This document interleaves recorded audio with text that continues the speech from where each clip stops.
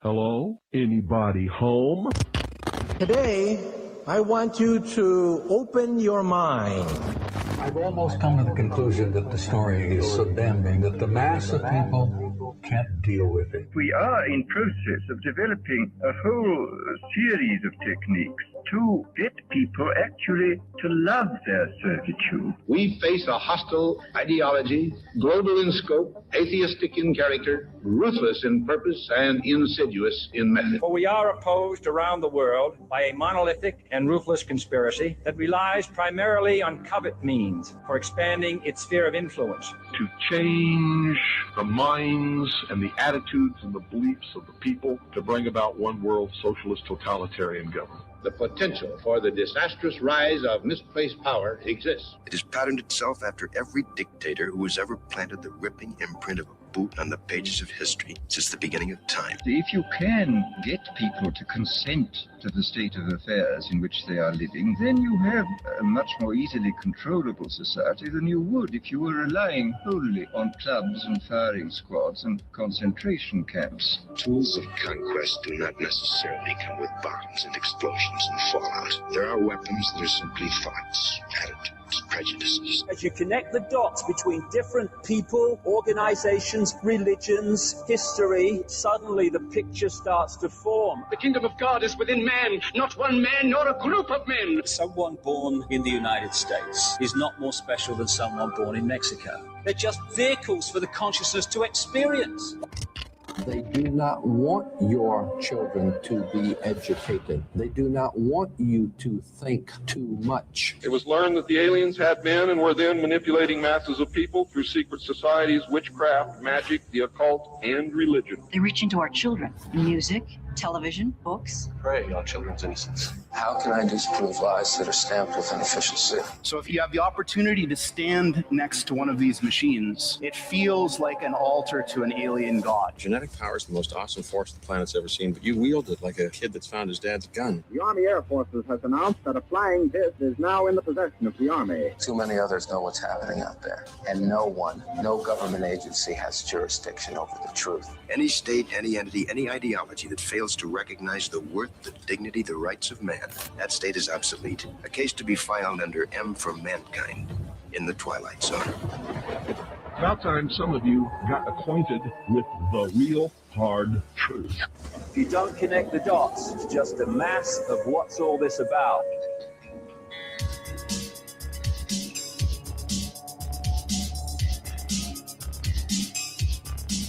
You are listening to the Secret Teachings Radio. I'm your host, Ryan Gable. Thank you so much for joining us this Friday, December 5th, 2025.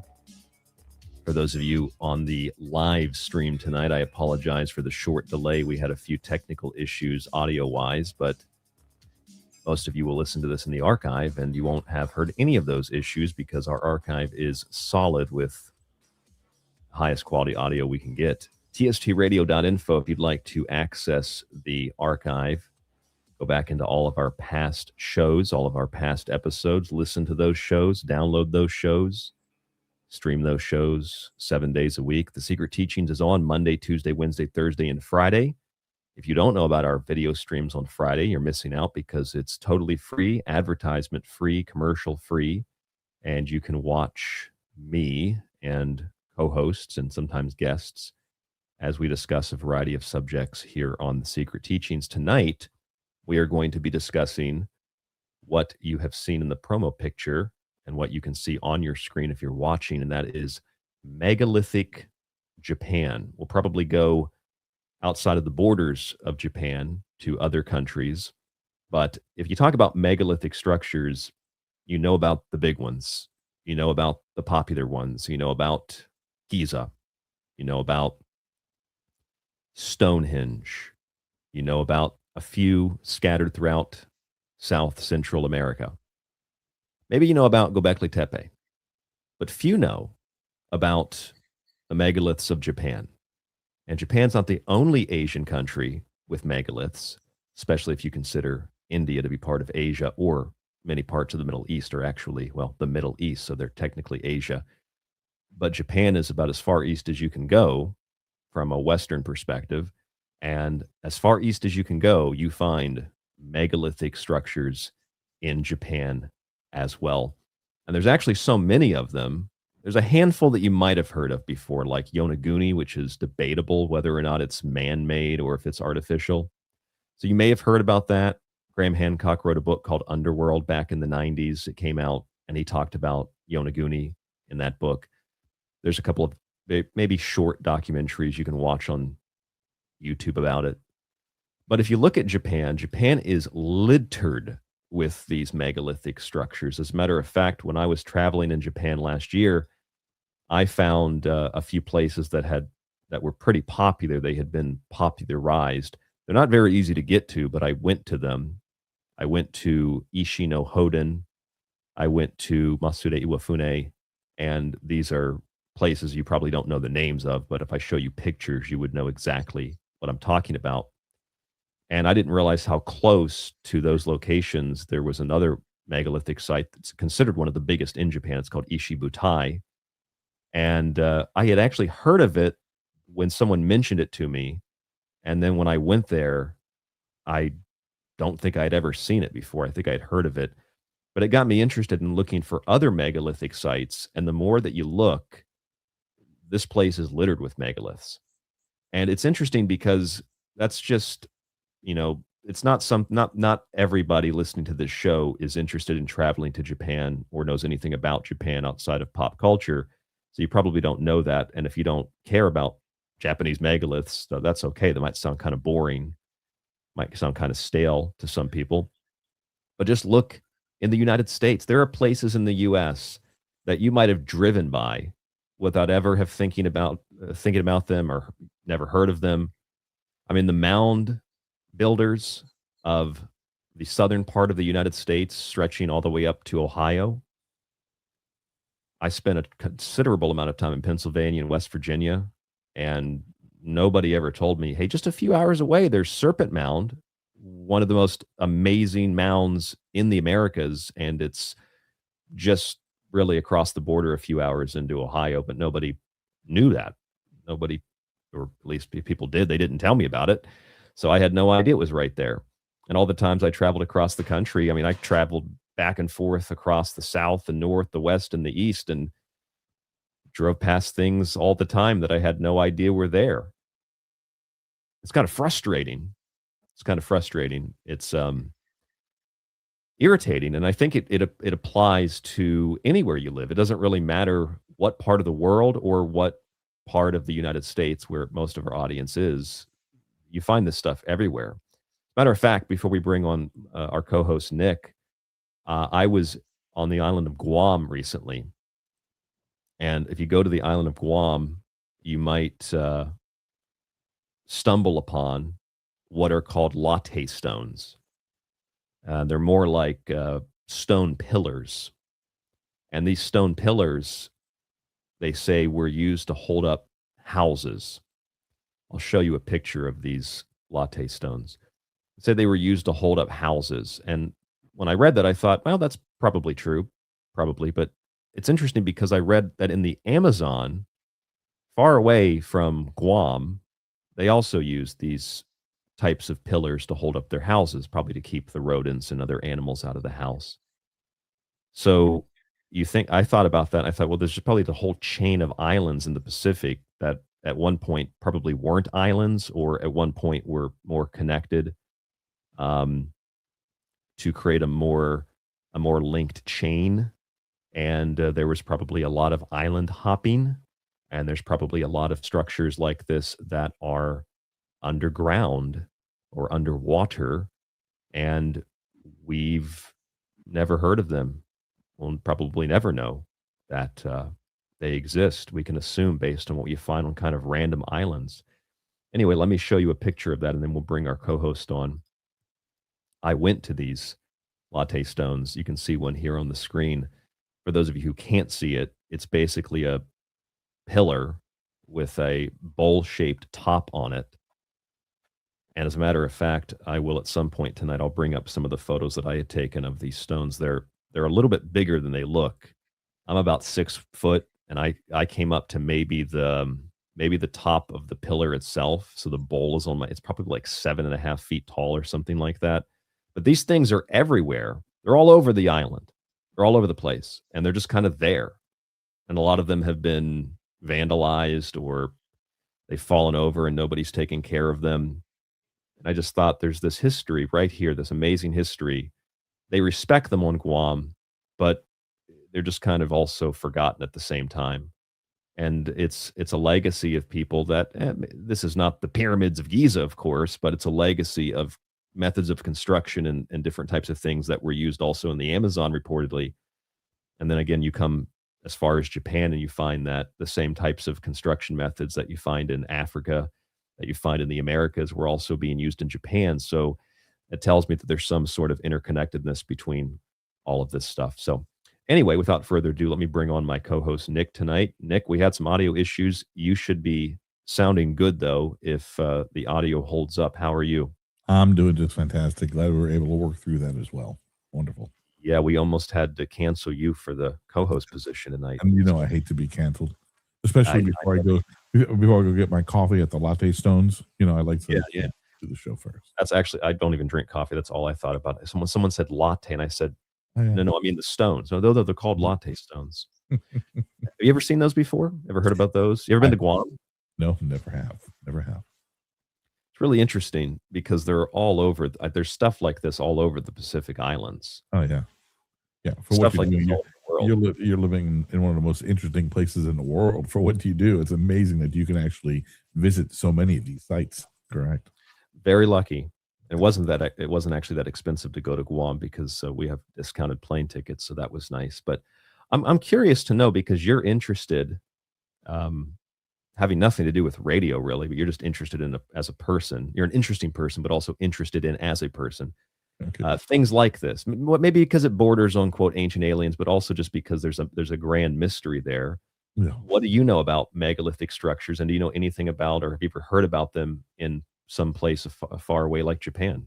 Sure. Well, my wife was from Peru, so you know we've got some there as well. You know, I think I learned a lot about Machu Picchu and just a lot of other areas like that have that strong spiritual attraction, which is why people like to go there and such. But yeah, I learned about many different places and different things like that through people that I've known or been related to. Sure. You've been to Machu Picchu? I have not. That was on our list. We were ready to go, and that just didn't happen. But always something to prevent a big trip like that. But whether it's the government or just something happening politically or whatever it may be, there's been so many deterrents. Just knowing me, I think that's a stamp on your. Well, it put me on a no-fly list for about 6 years, but that's okay. I'm over it now. It's okay. I don't hold that against. Not a big deal now. It's all right.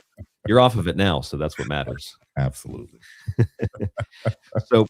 So these are things that we find all over the world. I think it's so interesting that you hear about Giza, Göbekli Tepe, you hear about Machu Picchu and other similar places that are very popular.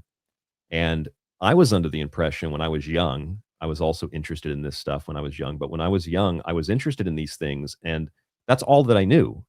Those are the same stories, the same shows over and over and over and over and over again on the Discovery Channel, the History Channel. Sure. I'm not even saying that's a bad thing. I'm just saying that it's fascinating when you look beyond those very popular places and you find out, oh, wait a minute, this isn't like one random place in Africa or one random place in South America. This is literally everywhere.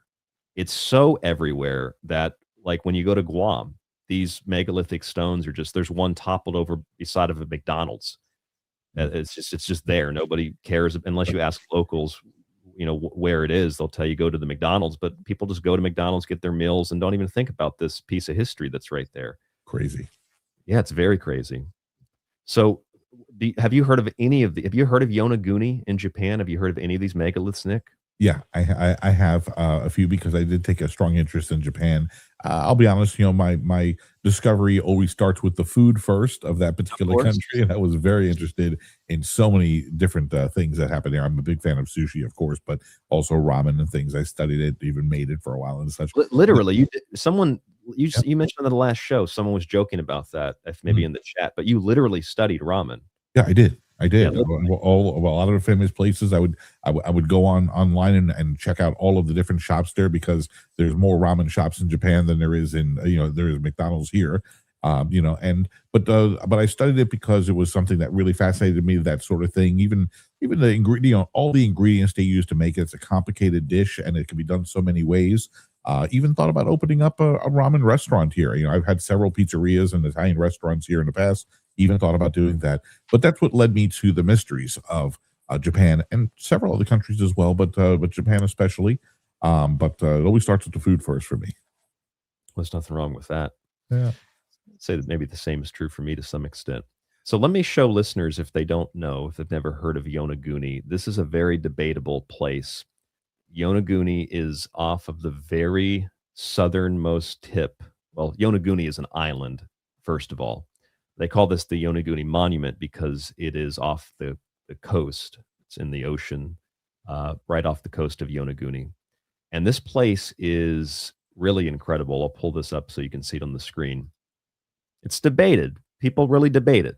It's natural. It's not natural. There's Western archaeologists that say it's natural. There's Japanese archaeologists who say it's unnatural, that humans molded it. I believe the estimates were something like, when this place was above water, it would have had to have been 11,000 or so years ago, or maybe more than 11,000 BC, maybe like 12, 13,000 years ago, something like that. So this is what it looks like.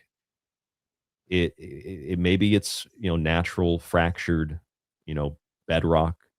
Maybe it's not. But Yonaguni is the one that usually you hear about when you hear about Japan.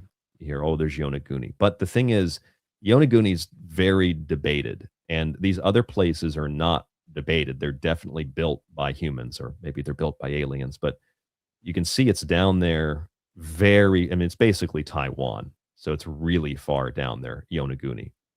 And then the structure itself is off the coast. So it's in the ocean.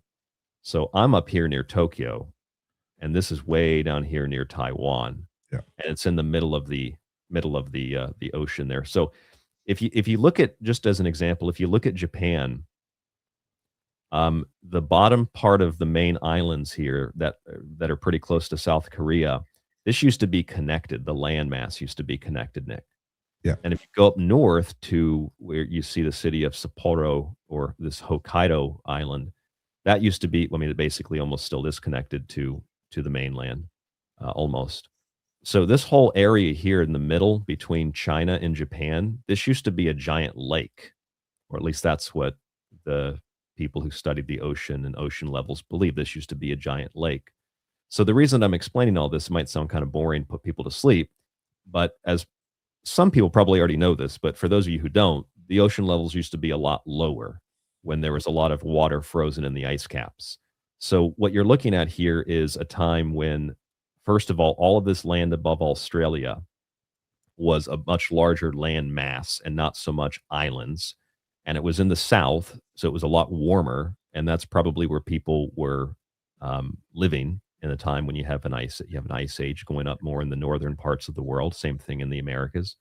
So a lot of this was above water. And just based on what we've seen from the megalithic sites in Japan, or you could look at places, how to spell this, Gunung Padang, I believe is maybe how you spell it, maybe? Yeah, Gunung Padang. I don't know if you've ever seen this place, Nick. This is basically a step pyramid, and this is in Indonesia. And this is what it looks like. This is a rendering of what it looks like when it was maybe fully constructed. It's like an AI or computer generated image, but it's basically a man-made structure on the top of this mountain in the form of what looks to be a step pyramid. There have been preparations maybe for excavations. I don't know what the status of that is, but they've done ground penetrating radar and found that there's inner chambers, which are very common within other structures like this. Right. So the point is, you find these incredible structures on the top of mountains. So this is Indonesia. It's here kind of in south central Indonesia, which means that just with the structures that you see in Indonesia and just in Japan, there's probably a lot more under the water. We could assume, yeah, and maybe even some that are buried buried under the ground, as we can see too. So that tells me that there's not just an interconnectedness, but it seems to be. I think Graham Hancock has been right for decades that there definitely is a lost civilization here, and it builds the same way, whether it's in the Pacific or whether it's in Ohio. It's a very similar type of construction. Certainly, people understood mathematics and engineering to a degree that I don't even know if we understand it today. So anyway, that's my little rant. I'll pass it back to you. Yeah. Let me ask you, when you talk about it being debatable, you're obviously talking about it being controversial as to whether those underwater structures are man-made or natural. Is that what you're talking about? In regard to Yonaguni, correct. That's the argument, whether or not they're natural or not. I mean, I think just the gut feeling of most people, and I can see it in your chat as well with a lot of people, it's hard to imagine that all happened naturally. I mean, it looks pretty man-made. It looks like somebody had to actually make those, angles and things like that. Hard to imagine this happened naturally. Yes. So, yeah, we should pull in some comments from the chat here as well. So, yeah, when you're looking at some of these images, you could say, well, you're picking and choosing evidence, fine, but it does appear that some of these images show staircases. Like that looks like a staircase, but that could be pareidolia. There's other images. Some have claimed that there's actually faces carved. Archaeologists claim there's a face or something like a face, sphinx-like type face carved into this. I mean, these are all 90-degree right angles, but I guess the bedrock could fracture like this. This is a rendering of what the whole structure looks like. It's almost like a step pyramid. So I don't know. Maybe it is, maybe it isn't. But my point in bringing that up first is whether or not that's man-made or not. The fact is that there's places like the Imperial Palace in Tokyo.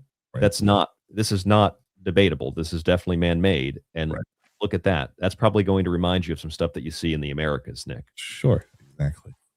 And look at the size of those blocks compared to the person standing there. Yep. It's a very similar type of construction. And that's the Imperial Palace is a place where people line up 6, 7 in the morning sometimes to get into it to see it. It's not like you don't have to really travel that far. Right. It's not like going to Machu Picchu. It's not like going to Peru, Bolivia, or someplace like that. This is like central Tokyo. Yeah. And I've been to the Imperial Palace, and they don't tell you anything about what you're seeing on your screen right here, unless I missed something. So it's one of those things that I walked by it. I didn't even realize it. I just walked by it. And here's this incredible megalithic structure that's built here that looks very similar to stuff we find elsewhere. Yeah. In the world. Again, living in such a magical place that you can actually walk by something like that and touch it. It's just a whole different way of living. It really is. Yep. And here's the Osaka Castle. And look at some of the structure here, the wall here. Call that the octopus stone. So what this is for people that can't see it, this is what they call polygonal architecture. And you can see this in South Central America, mostly I think in South America. But we also have it over here in Japan. So what does that tell us? It tells us that there's some kind of connection between these land masses, between cultures, between the peoples. Yeah, absolutely. Now, the original structure that we started talking about as well, I mean, is this the one that was the quarry, the Oya Stone? Oh, yeah, the stone quarry. Yeah, that's this article here that I pulled up. It's called it's a history museum now. It's called Oya, the Oya History Museum. Yep. Had you ever heard of that? I had heard about it, and it might have been on one of your previous shows, to be very honest with you. But I don't remember looking into it too much. But it's interesting that they had this, because it kind of leads to then, maybe this is where a lot of those stones were manufactured that they used in a lot of these structures we're hearing about and seeing. Well, depending on the structure, there's the Oya stones, a specific kind of stone. I'm not a geologist, so I don't know the different stones. I know the one in Indonesia is made of volcanic basalt. Yeah. I know that I don't know what Yonaguni is, but some of these blocks are just like large rocks, essentially, that have been molded into something that looks like a wall. But for what you're talking about, there are places up, because I think the Oya quarry is north of Tokyo. So there's places up there that use those stones, and historically they used those stones because I think they were fire retardant, so they prevented fires, or they had to be built like fire walls and to prevent fires from spreading with some of the wooden structures. Sure. So there's a lot of places that were definitely used where they use those stones, but it's weird because if you look at this thing, like it, if we get inside of it, we'll have to go to an article here. We can actually see some of the pictures. Let me go back to the internet. We'll pull up some of these pictures. Type in Oya, Oya Stone, Japan, and you can get inside of this thing. Wow. There's the inside of it. It's a museum now. Yeah. Amazing. It's incredible. Some of the photographs you can see. Really? But you know that the way that the way that it's, you know, the people can get in and carve this stuff out, and that was just a quarry for stones. You know, it's kind of like the if you look up, how do you spell that? Daisen Kofun, I think is how you spelled in Turkey. The underground city. Have you ever seen that? Never have. Check this out, Nick. This is not debatable. Yeah, definitely. It's literally an underground city in Turkey. This is a rendering of what it would have looked like. Wow. It's several levels down into the. I think they said it spans. I think that there's multiple sites, and it spans. I want to say there's 200 sites, so it spans multiple sites, and they connect over miles underground. And this is an underground city that's basically carved out of the rock. Wow. Yeah. It's incredible, isn't it? It really is. It's amazing. Amazing. So humans maybe had the ability to do this. You might be more of the opinion of ancient aliens, but somebody did it. Yeah. Somebody built this, and I don't think they were using basic hammers and basic chisels. Yeah, but maybe we're just missing something. Maybe there were humans that were doing this on a regular basis then, and they had certain types of tools or equipment that they use that we're just overlooking and just not realizing that can create these kind of structures on this planet. That's a possibility, I think, as well. Yeah, it is. I mean, it's kind of like with if you look in your kitchen right now. I don't know about your kitchen, Nick, but my kitchen, I've got a couple forks, couple spoons. I've got a bunch of chopsticks. I've got you know, like maybe a metal ladle.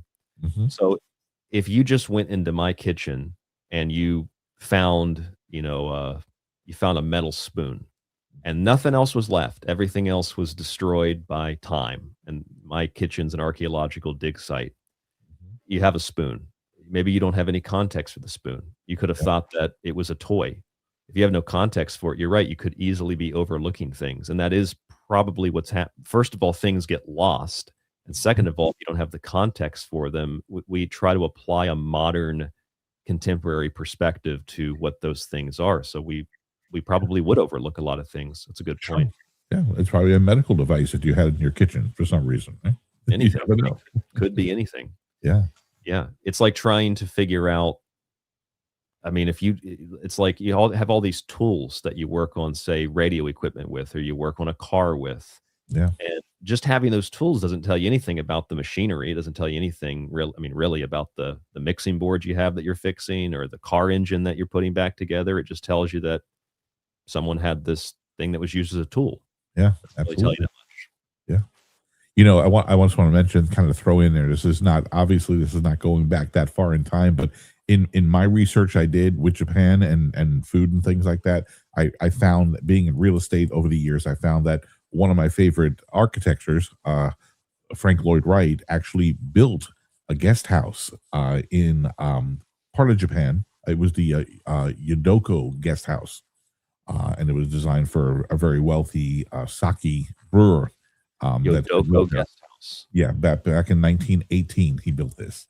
Thought that was very, very interesting, and that's going to be in. Let's see. Oh, there it is. Yeah, Ashiashi, I believe it is, the part of Japan. But I found that to be very interesting. Just I had no idea that he expanded that far in what he did. I thought I was familiar with all of his projects. I've got all his coffee table books, you know, with every one of his projects. I don't recall this. That's as far east as you can go, Nick. Yeah, that's it.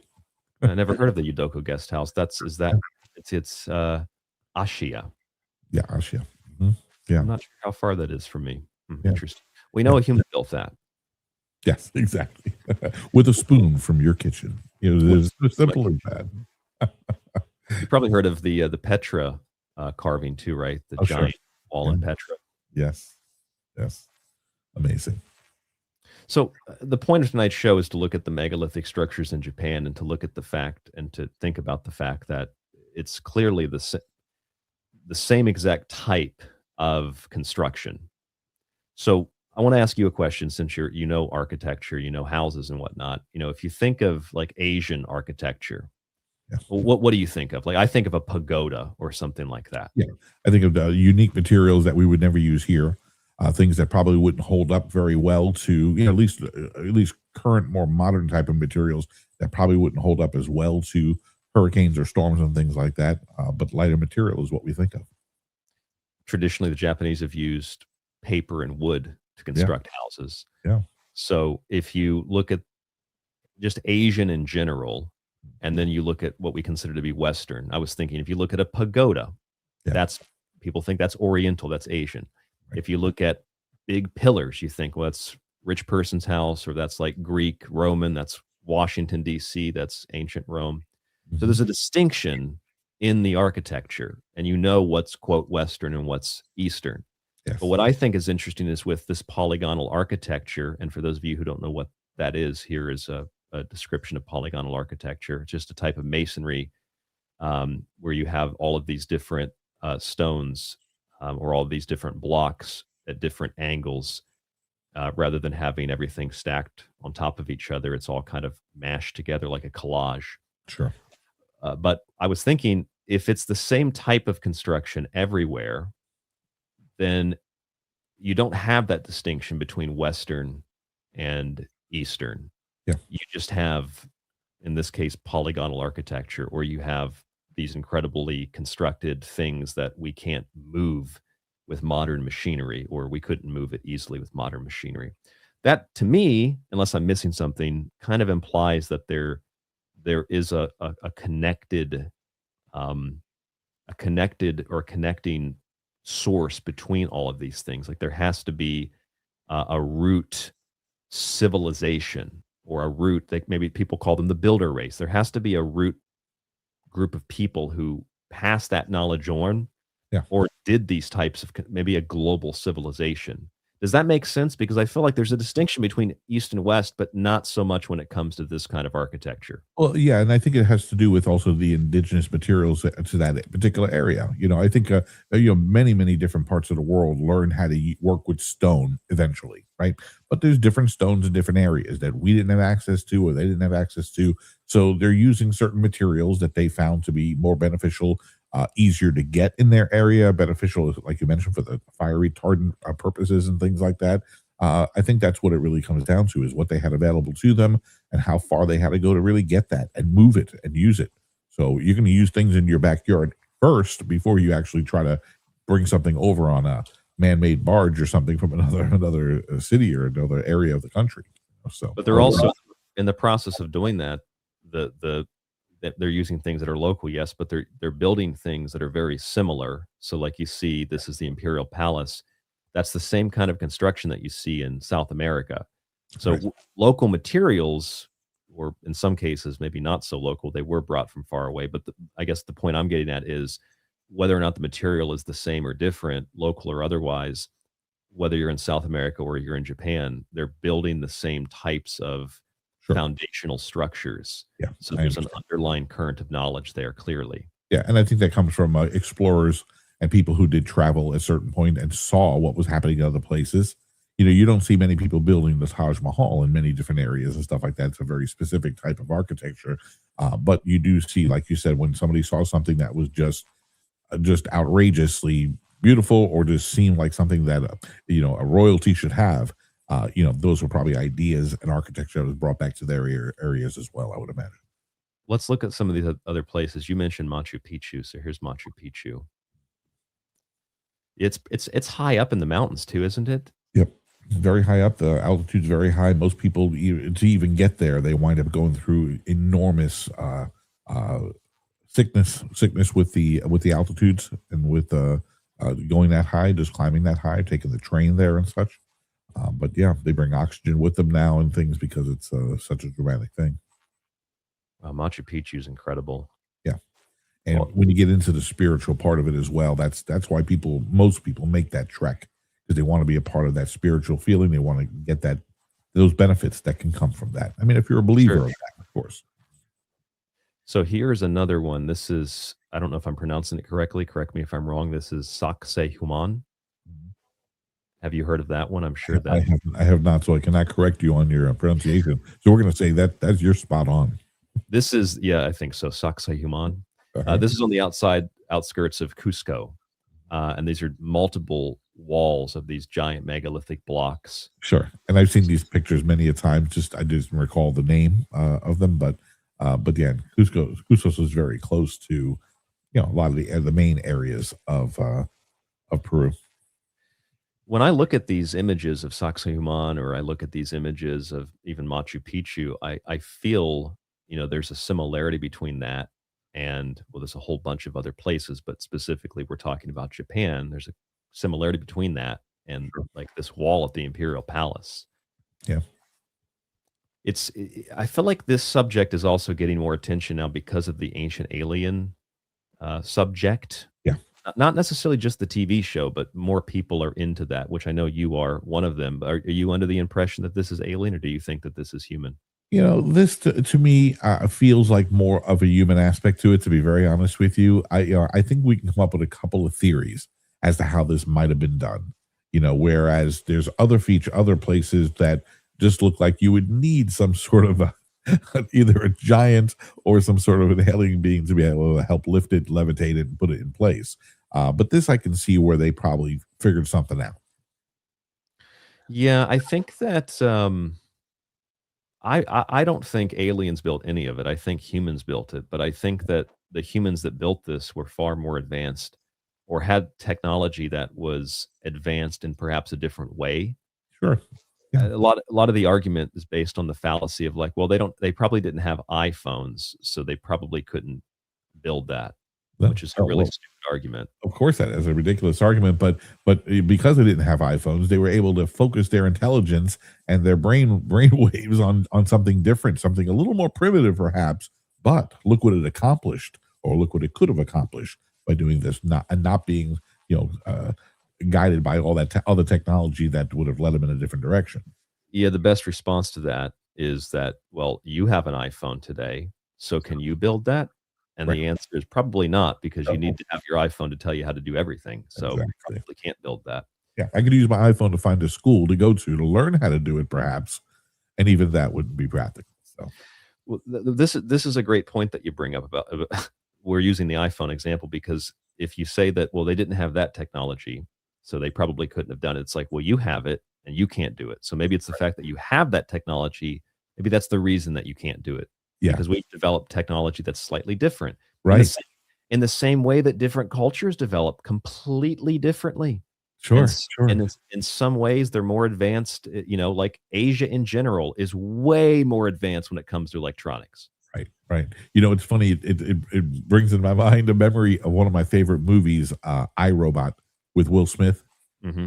And there's a scene where the robot that went rogue was arrested by the police, and he's in a room, and he said, I just want 5 minutes to talk to him.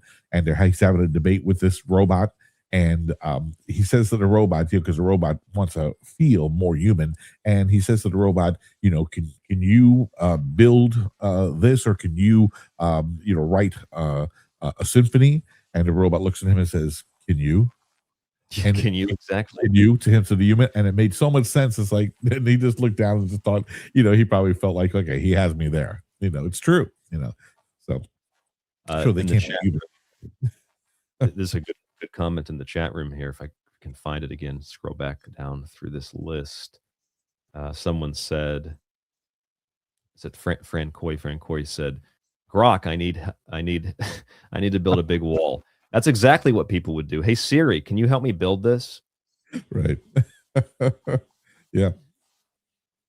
So let's look at this particular website. Has links to a number of different countries, a number of different regions of the world.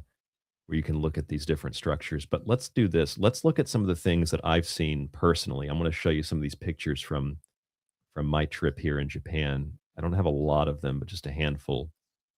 So you can see some of these structures that I've been to that I can speak directly of as I visited them. Let me pull this up on the screen for you. So these are Japanese megalithic sites, and some of them, it's weird. It's just like it's so weird because you come to a place like Japan, you don't expect to see something like this. I knew that there were a few of them. I didn't expect to see something like this, and then I stumble across them. They're not tourist destinations. Yeah. You know, they're off the beaten path. Yeah. This one here that you're looking at, this is called Ishibutai, and they call it the floating stone because it appears that the stone floats on the water that it's built on top of. So this is the stone itself. It's pretty big. This is what the shrine is built around. Yeah. For those of you who can't see, type in Ishi-no-Hoden, Ishinohoden. You type in Ishi-no-Hoden, you'll find this, what they call the floating stone. I feel like you've probably seen this. I think this was on Ancient Aliens one time. Does this ring a bell? It looks a little familiar, but so many of them do. So hard to say. I have an image here too of let me pull this one up. And when you say floating stone, you mean that there's it's a type of material in this stone that actually would float on the water? No, it appears to float on the water. They're probably being used as pillars. I don't know. I don't think there's really a clear answer from anybody on what this thing is. Because there are some stones, whether man-made or natural, that are extremely large, look like concrete, but they have a certain amount of air in them, trapped in them, that would float. Yeah, that does float. No, this one's not like that. This one, you can, I kneeled down. It's hard to take a picture under it because it's dark, but I kneeled down and you can see in the water that it has a base. So it was carved. The thing is, I don't know if it was meant. This is the interesting thing about Ishi-no-Hoden. I don't know if Ishi-no-Hoden was meant to remain floating there. Because if you go and you look at it, you go to the top, it's carved out of this rock completely. And if you look at, say, Kailasa Temple in India, or Petra, I showed the image of Petra, that the wall that's carved, or Derinkuyu in Turkey at the underground city. Same thing in Japan. They just carved this completely out of the rock. And it might be that the reason that it appears to be floating is a secondary thing, that water had collected underneath of it, and the people that carved this thing out of the rock never finished carving it, because that kind of a thing is very common. If you look at, say, the Easter Island heads, right? There's a number of those Easter Island heads that are still stuck in the rock, right? Like they carved them out. Have you ever seen those images? Yes, where we know that they're much bigger than they actually appear to be on top, because most of it is still underground and such. Well, that too, but a lot of them, there's some that are still in the rock itself, like they were carved out of the mountain, and then they just never were lifted up. Gotcha. Never were pulled out. And there's some images like this as well in places like, I think there's one in Egypt too. Let me see if I can find that image real fast here. It's a giant obelisk. Yeah. See, Egypt obelisk in rock. If I can pull that image up. Yeah, the obelisk of Aswan. Here it is. I'll show you this picture. I know that for audio listeners, this is maybe not as interesting because you can't see all this stuff, but you can take a look at this for free on YouTube if you go to the Secret Teachings page. So, like, look at this obelisk here. In this is the obelisk of Aswan, if I'm pronouncing that correctly. Yeah. See, it's carved out of the rock itself. Right. And I'm thinking that's maybe exactly what was happening here with Ishi-no-Hoden. Because when it was found, she didn't speak a lot of English, but she spoke enough that she explained to me that there's a handful of like American TV crews that come here and they film things on occasion. Right. But they don't really know what it was. It became a marker for people that like came on a pilgrimage to heal. But that's all way long after the fact. They built this shrine around it. People had been coming to see it because it was so abnormal and weird. Right. It clearly dates back to pre-ancient, pre-Japanese history. So, but it's another thing I want to show you. It's really weird, and I'll get your take on all of this. Yeah. If you go to Hiroshima, which I've been to 3 or 4 times, there's an island off the coast of Hiroshima. And if you go to this island, there's a shrine there. It's one of the most famous shrines in Japan. It's called Itsukushima. And Itsukushima was built. It's actually one of the 3 probably most famous sites in Japan because it has that floating torii gate that's in the water. Yeah. But if you look at this image, I'm going to pull it up on the screen. Let's see if I can get the other image too. Okay, I got both of them. So if you look at this image, this is the famous shrine with the torii gate floating on the water. Right. Yes. It's like it's floating. Yep. And if you go and turn the camera around, you'll see the shrine itself, and the shrine itself looks like this. And they'll tell you when you go to the shrine that it was built to appear as if it was floating on the water. Gotcha. So the tide comes in. When the tide goes out, you can walk out to the gate. Yeah. So when I heard that, when I was at that shrine, I thought, well, that's kind of similar to the floating stone because it looks like it's floating on water, just like this shrine does. So anyway, I don't know. I'm just saying there's the 2 different things I can think of is they didn't finish carving it, or it was designed with the same mindset that this other shrine was designed with, right, to appear to float on water for whatever reason. I don't know. What do you think? Yeah. No, absolutely. I mean, it's an architectural design. You know, I mean, it's just something to look fascinating to people, to inspire people to do things like this. But yeah, it's just another architectural design.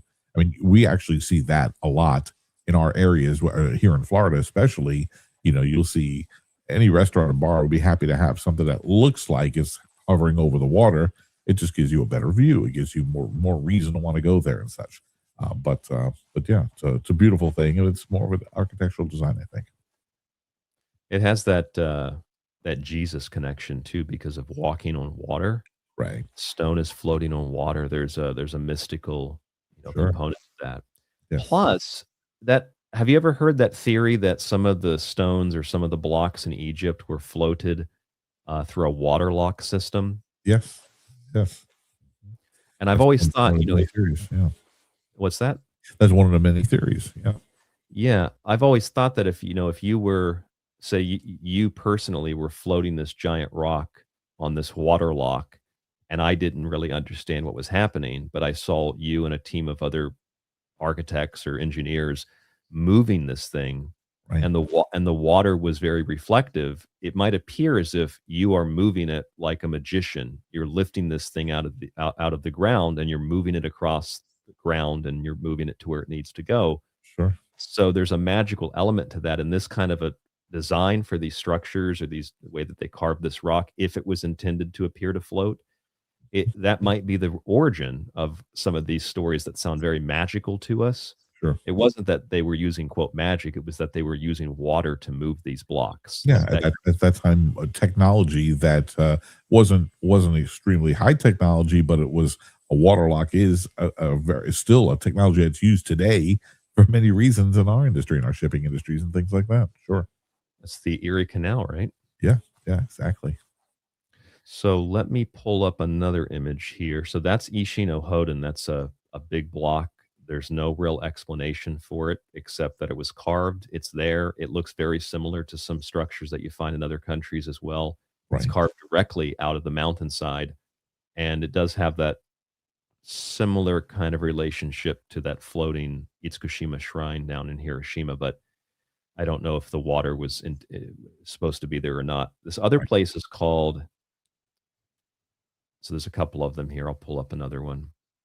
This is a place that I was lucky to get to visit. So I went to Ishi-no-Hoden, and then I went to this other place because if I can pull the image up here. Okay, this one I know you've seen on Ancient Aliens. That rock there. Yes, exactly. Yeah. Sure. So if you go to this rock, you have to take a train to really nowhere, unless you live there, really nowhere. And then you have to take a bus, and then you have to walk up this mountain. And most of the old pictures, there's no bamboo, so it looks you can see out over the mountain, but they've let the bamboo grow up and all the grasses grow up around this thing. I call this the rock ship. And it's just literally in the middle of nowhere on the top of a mountain. Right. And there is like one explanation. They said, oh, maybe it was used. They were carving, I think they said like coffins out of it to build coffins. Oh, wow. Yeah. That's the only explanation that was given. Yeah. But when I was here, this is Masuda-no-Iwafune, I believe is how they pronounce it. Iwa is rock, so Masuda-no-Iwafune. If you type that in, M-A-S, I think. Hold on, let me see if I can find it online. Masuda-no-Iwafune. So you can type this in yourself. I think that Masuda, and then Iwafune, Iwafune. They call it the rock ship. So when I was there, I met this couple. They were an older couple. The husband was an architect, and they asked me, basically, why is a white guy on top of this mountain taking pictures of this rock? And I said, it's just because it's interesting. You know, I'm interested in this stuff. She said, well, my husband's an architect, and he always wanted to see some of these things. So we're going around and looking at them. She said, you ever been to Ishibutai?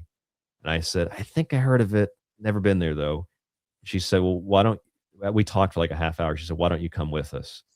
So went down to the bottom of the little mountain. They drove me up. It was probably like a 20-minute drive or something. I could have walked there. It would have taken a lot longer. So they took me to Ishibutai, and this is considered the largest megalith in Japan. Yeah. This is comprised of, I believe the number of, I think it's like 30 stones or 30 large blocks. It might have been more at some point. It's 28, 30 blocks. And it's built on an elevated platform. So it's a pyramidal platform. Right.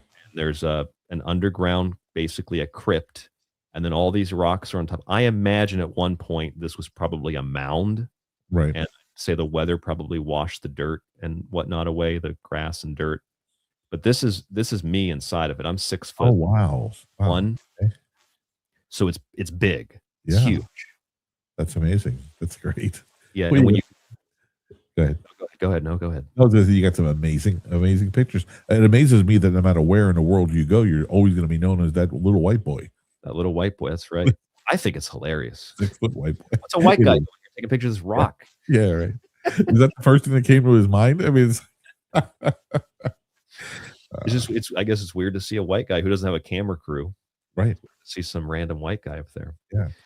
So we went to this thing. This is the Ishibutai. You could type that in Ishi, I-S-H-I, just like it sounds. B-U-T-A-I, I believe, Butai. And for those of you who can't see this, you're just listening. It's basically an elevated mound with a bunch of extremely large blocks. Yeah. Part of them are I'd say half of it's underground. And you go through the entrance, even during the daytime, and it's almost pitch black inside of this little cavern. Yeah. And they'll tell you that the whole structure is basically it's like a coffin. They used it for some wealthy, powerful lord to be buried. Wow. Amazing. But yep. Go ahead, Nick. No, just say, if you can go back to the other picture for just a moment, the one, the top part of that. The original. Yeah, sure.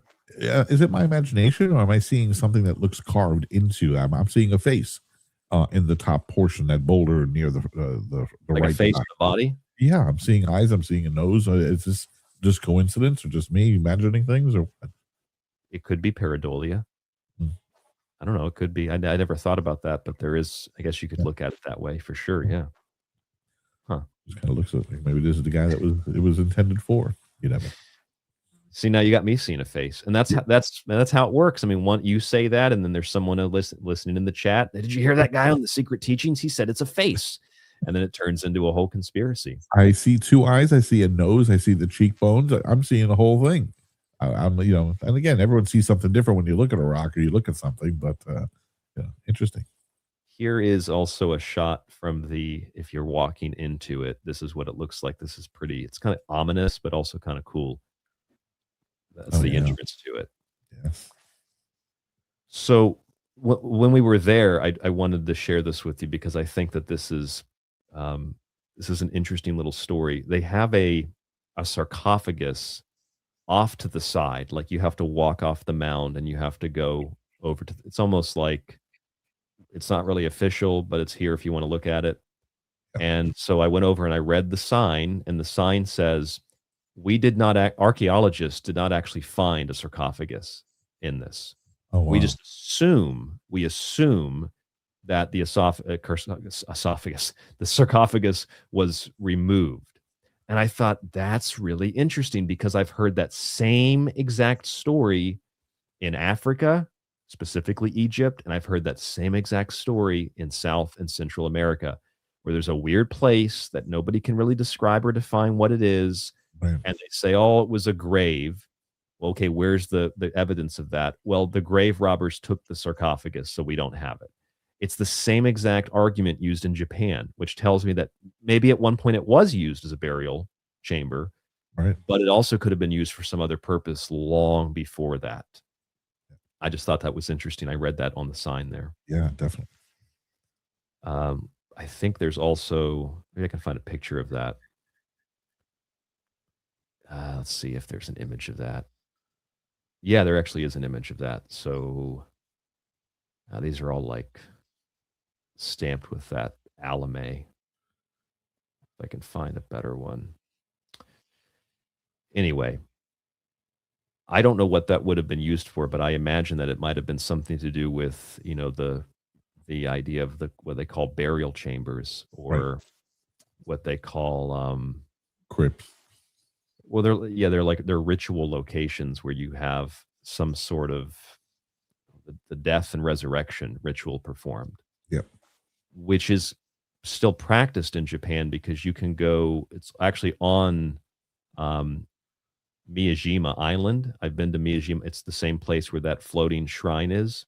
Yep. And if you go to the very top of the island, there's I think it's technically a Buddhist temple, and they have this little ritual thing that you can do, where you walk underneath of the temple, and you see all of the different gods and goddesses. They represent different, elements and different parts of the self. Right. And then as you're walking through, it's pitch black. You walk through it. They're halfway through. There's like a shaft that you can see the outside, kind of like the shafts in the pyramids in Egypt. Right. And then you walk out the other side, and I think it's built so you walk out toward the east, which is exactly how the Mormon church is built in Salt Lake City. It's exactly how most of the temples that were used for these purposes were built anywhere in the world. You enter through the west, you exit through the east, so you meet the rising eastern sun. So you're basically dead and born again. It's a similar story to the Jesus story. Yes. And that's still practiced on Miyajima. I did it. I would show you the video, but it's pitch black, so you can't see anything. But I'd show you a black video. But I did it, and it's nothing like it's nothing special. You just walk underneath this temple, but the idea is there, and I think that's maybe what this Ishibutai was. Yeah. I can picture you having a conversation with the Pope, the Catholic Pope, and saying, tell me about that Jesus story you guys talk about. Tell me about that. It's very similar, Nick. I know. I find that a lot of religions have a very similar story. They're all kind of connected, and I'm Catholic. I grew up I was an altar boy. Went to Catholic school, read the whole Bible from front to back. It was insisted in my family, so I know all the stories. But it's funny because now that I'm older and I'm hearing other stories from other religions, they're all kind of connected. They're all very similar. Very similar. How does it make you feel as growing up a Christian? You reject that stuff, or you embrace it, or it's really hard to say. I found myself going through phases. I'm not angry about it. I feel a little brainwashed. I had that conversation with my brother one day about going to Catholic school, going to church every Sunday. You're hearing the same things over and over again, having to stand up at a certain time, chant certain things, kneel at a time. You almost feel like, oh my gosh, okay. I mean, I think I've seen this on the news a few times. This is a little strange if you think about it. It's just a part of our history. So you can look at it a couple of different ways, but I have nothing against it. I am a Catholic. Part of me is still a strong believer. Part of me is skeptical, of course. You know, I mean, try to wrong find with that balance between science and religion. I mean, come on. I think the only one who can really do that is Michio Kaku. He does a good job of talking about that balance. It's amazing. I have something else here I can actually show you too. I'm trying to pull it off of my phone from my trip. Try to pull some of these things off my phone here because I don't have them on my computer. Did you go totally by yourself on this trip? Yes, I was by myself completely. Man, just you and your knapsack. I love it. That's great. That's great. In the knapsack. That's right. Yeah. Me in the knapsack, and it was a pretty big knapsack, but me in the knapsack and a handbag. Yeah. Yeah, we got to get you a cool hat for these trips, you know, because you seem like you need something. You know, it doesn't have to be the Indiana Jones hat, but something. You know. I think I like the Indiana Jones. I don't think I could pull the Indiana Jones hat off though. Yeah. I met Dave. Spent some time with David Childress, and he can pull that hat off. He's like the modern day Indiana Jones. He can definitely pull that off. Yep. Okay, so I found these other images here. I wanted to show you. I found a picture of the sarcophagus to show people. Well, did it come through? Yeah, here it is. So they have this like fake sarcophagus, and they said, "This is what we think the real one would have looked like," but they admit that they have no idea. Yeah. So I guess that my point is to reiterate that this is the exact same argument that you hear from archaeologists everywhere in the world. We didn't find anything. We're not really sure, but we think this is what it would look like. Right. So they don't know any more in Japan than they do anywhere else in the world. Yeah. So that's Ishibutai. Go ahead, Nick. No, I was just agreeing. Let's see what else we have here in these pictures. Okay, I went to the Tokyo National Museum, kind of a slightly unrelated thing. Yeah. But this is pottery from the Jomon peoples. It's very complex. Yeah. They date back to, what is it? It's close to 10,000. No, actually more than that. 14,000 BC. Wow. Up until roughly the turn of the century. Yeah. The peoples that came after them, the Yaoi people, they had very simple pottery.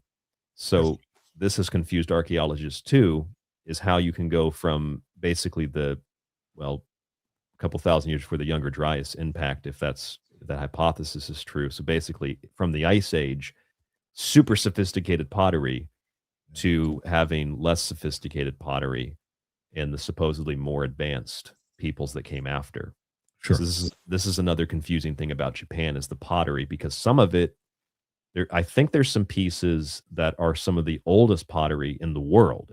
And they also found some of this pottery, archaeologists did. I believe it was in eastern Brazil. So they found this in Brazil, which kind of implies, going back to Guam, there probably was a connection between these islands from Indonesia to Japan, and then connecting all the way down to Guam and all the way across the Pacific to Easter Island, Rapa Nui. I mean, you have Nanmadol, which is, I think, between Guam and Easter Island, and then to the Americas.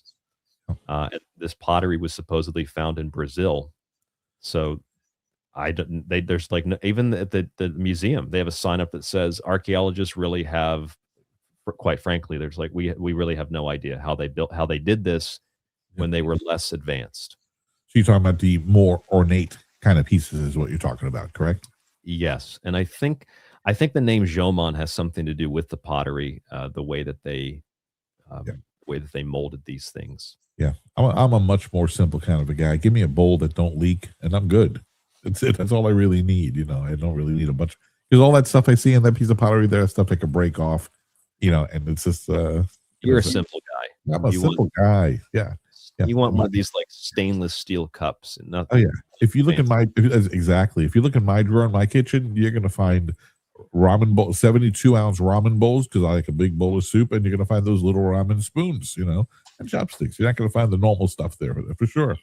If you ever come over here and visit, you're going to have a really hard time like I did, where you go and you get a bowl of ramen and you're just like, is this a sample or is this the bowl? Oh, right. Oh, you're going to have to do what I did. I had to order 2 bowls, Nick. Really? At one place. Yeah. And the woman said, is this a mistake? Did you mean to order 2? And I said, yeah, I'm sorry. I meant to order 3. Joking. Is it like France? Do they eat small portions there in general? Because I don't remember seeing that. Oh, yeah. Research. Wow. That's interesting. That's interesting. I mean, the bowls are for you. I know for me, if for me it's not enough, I know for you it's probably not enough. So we've eaten enough lunches together. So I'd assume. But like when my wife told me when she'll eat all the noodles. Maybe you know this from your study, but when you get down to the broth, and there's no noodles left, usually you leave it. You're not supposed to drink it. Whoa, you see, now that's not what I heard. For custom and respect, I heard that you have to pick up the bowl and slurp it down, and the more noise, the better. That's true. Generally, yeah, like when you're eating it, you're supposed to slurp it. Slurp is like very normal and stuff. But the picking up the bowl and it's, of all the things I researched and saw in videos and stuff, the old people from Japan, they pick up that bowl and they drink it down. I've never seen anybody leave it. I do. I don't think many people go by the customs anymore, but she said like it's maybe she meant like she was full and it would be rude to drink it there's so many little things like that. So I have no idea. Sure. Yeah, no, I can imagine that dynamic culture changes over the years. A quick question: when it comes to pottery like this, is the country incredibly strict on those laws? Like if you dug in your backyard and you found something, is it finders keepers or is it? That's a good question. I really have. I have no idea. I don't even know how that works in the U.S. Right. I mean, do you, with your background in real estate, like if I had a property and I dug up and found some ancient pottery or something? Oh, well, then let's put it another way. Let's say you dug in your backyard and you found, $5 million worth of gold coins, right, in your backyard. You got to report it. You got to turn it in. They've got to do their whole due diligence thing to find out who might have owned it or who still has claim on it or something. And then after a certain period of time, they'll release it to you. I don't know if you heard about that story it wasn't that long ago, and they made a documentary out of it afterwards. But not that long ago, there was some treasure hunters, a big professional company that was very well known, not as big as like the Fishers and such, but very well known. And they found off the coast of the international waters, off the coast of Spain, they found some sunken Spanish vessels, and they found I forget, like $300 million worth of gold coins. Maybe even more than that, or 500 million, that was lost and talked about forever. They found it. They were so happy. And the Spanish government immediately jumped on it, made a claim against it because they said it was theirs, and they got every penny of it.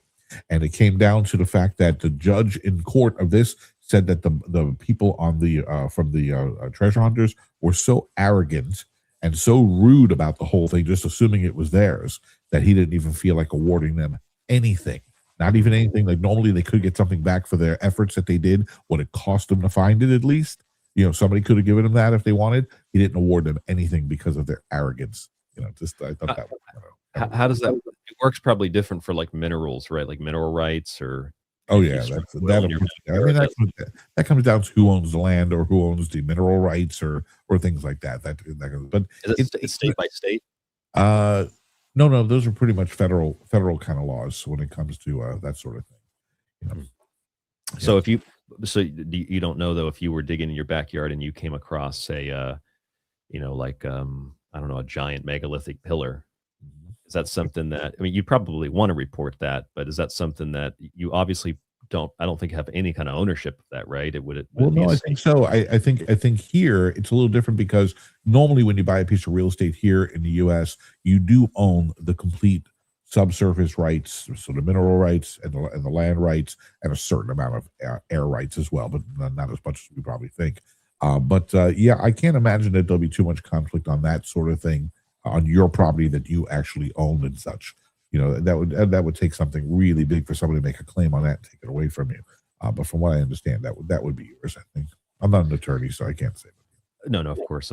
I was just thinking to myself, part of me would say that's really cool. I'd want to show people and report that, and another part of me would be like, I don't. Yeah. Like I feel obligated because you'd want someone who's a professional to investigate it, but then on the other hand, I don't know if I would, because then your place would turn into like a tourist trap probably, or you'd have all this university money and federal. If you had like the Smithsonian or something involved, you'd have exactly. And I would want it. I would want it in a museum. If anything, if anything, even besides the money, I'd like to have my name on that plaque in the Smithsonian. It's found by that type of thing. Would carve your name right into the side of it. Oh yeah, there you go. Well, it was worth $3 trillion, but because you messed it up and defamed it with your name in there, it's not worth anything. Not worth anything. Yeah, drag that down to Pawn Stars. I got a 3 million ton megalith. Exactly. Best I can do for you is Ancient Aliens. Yes. So let's see if we can pull these back up here. Let's look at the chat too. I don't know what we have a lot of people in the chat room. I haven't gone to the chat tonight. What does everyone in the chat think about what we're talking about in regard to Japan? There's also another place in Japan we're going to look at as well. It's actually only about an hour by car. I don't have a car though, so I have to take a train down to Chiba, and they have a quarry. I think it's a quarry, or it's a mountain. Maybe they had some quarry down there, a quarry down there at one point, and it's got these incredible carvings too, and it's really close to the water, and it makes me think, like we were talking about earlier, how many other things like that are under the ocean, including possibly Yonaguni. Sure. Which, if you map, there's some websites that people have done like a mapping of all these megalithic structures, including the not so commonly known ones. Yeah. And the whole planet is littered with these things everywhere, in the middle of the ocean, yeah, in the middle of land masses. There's clearly something missing from our history. Definitely, and it is the ocean. It's funny because one of your chat members had stated at the early part of the evening, he had said, "Forget Mars, study the ocean." I mean, there's so little of it that we know of so far. And, look what we're finding. Just studying a little bit of it, look what we're finding. Let alone if we really put our minds to it, we'd find an enormous amount of things that would make more sense to us and maybe even help us, to understand things better. There's also, you ever heard of about the Great Lakes Stonehenge? Yes. Yeah, there's like a Stonehenge in the Great Lakes. That's what they say. There's a lot of stories out there about certain very large lakes that have whole cities under them. There's a lake in upstate, it's Pennsylvania, in the Poconos, on a lake called Lake Wallenpaupack. Took me a long time to be able to pronounce that right. Sounds right, Wallenpaupack. You can look it up. It's the biggest lake out there, and supposedly there's a whole city that got flooded. Many years ago, and now it's just hundreds of feet down. So say that again slowly, if you will. What is it? Wallenpaupack. That I believe is Wallen, Wallen, Paupack. I'm almost positive that's Wallenpaupack. Okay, yeah, it's a lake in Pennsylvania. And you said there's an underwater. They say that there's a city that was once there, and then it flooded and then became the lake. Yeah. Oh, I see that. Here's something from. I didn't know that. Yeah, my uncle owns a house right on Lake Wallenpaupack, so it's part of history that I got to hear about a lot there. Yeah, it says. Well, so some of these were built. Yeah, some of these are because they built dams, and then the lake filled up with water, or the lake expanded and engulfed. I think that's what happened based on this. Like a purpose, like a something purposely done, is what you're saying? Yeah, something purposely done, or something that's a byproduct of more recent intervention. But that's slightly different. I'll show this to you on the screen. It's the same idea, but it's slightly different than when you have like an ancient city. An ancient city, right? Sure. So here's the one you're talking about. I found Wayne Pike News. I found, let's see. Here's Wallenpaupack's underwater town. It's like an official webpage about it. And you didn't stop to mention that my spelling, I think, was spot on. Your spelling was spot on. You nailed it. Yeah. We're still uncertain about Sacsayhuaman, but we know we got Wallenpaupack. Yeah, there you go. Arguably harder to say, but yeah. So I guess that was the town. There was the dam. Right. You can see wow. That's interesting. I've never seen these photos. I could send this to you if you want to see it. Yeah. No, I'm gonna look it up right away. So I could work that Google box just like you. Here's the flooding. Oh wow. Yeah. So that's what it looks like. So it's the whole. We're looking at black and white photographs right now of that town. Sure. Wallenpaupack. You're the professional. What was it? Wallenpaupack. Wallenpaupack. Okay. So I think there's another one. There's a Chinese city underwater because of a dam too, very similar to that. I forget if that one's a newer city or if it's ancient. Let's see. Oh, it's an ancient one, I think. Here, perfectly preserved ancient Chinese underwater city. Oh wow! Yeah, Chinese city of God, I can't. Xingcheng, Okay. Shicheng, Xingcheng. Okay. Very interesting. I mean, the carvings and such. I mean, and what makes really, if you think about it, this looks incredibly interesting. What makes the city of Atlantis so much more popular and so much more mysterious that people got to find it where they can probably find other cities just as Everywhere. Yeah, everywhere. Exactly. So this is your example. Wallenpaupack was Pennsylvania, correct? Right. Lake Wallenpaupack. Poconos upstate, yeah. Poconos. The highest point about 10,000 feet above sea level. This is stone architecture from the Ming and the Qing or Qing dynasties. This is in, I do not know how to speak Chinese Mandarin, but I'll try to pronounce it. Zhejiang province, 400 kilometers south of Shanghai. Yep. So that is all the way on the other side of the world. And then here is Lake Titicaca, which I know is one of your favorite lakes. Absolutely.